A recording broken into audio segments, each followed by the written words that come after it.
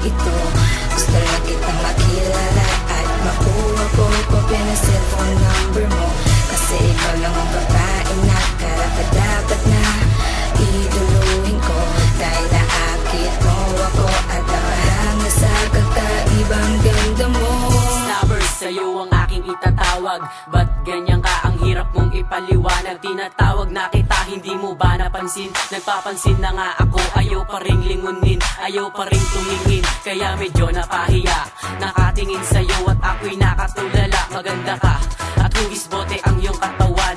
Ang bala ko pa naman sana ikay aking ligawan. Di ka matatawag na perpekto kung ganyan ka. Baguhin mo ugali mo, sa'kin ay bagay ka. Inaabangan kita palagi na dumaan sa aming tambayan. Kaso ang nakakamit ko lang sa'yo ay tinginan, shit.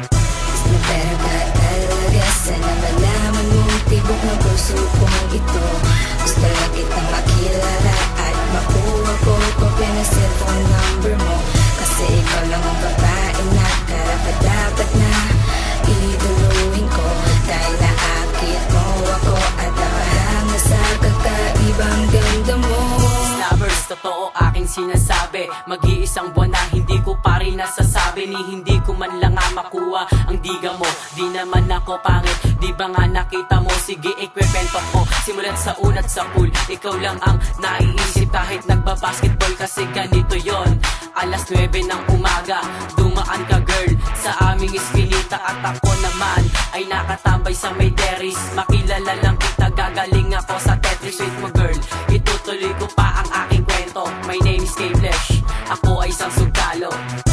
Na pero ka talaga, sana malaman mong tibok ng puso kong ito. Gusto lang kitang makilala at makuha ko kopya ng cellphone number mo.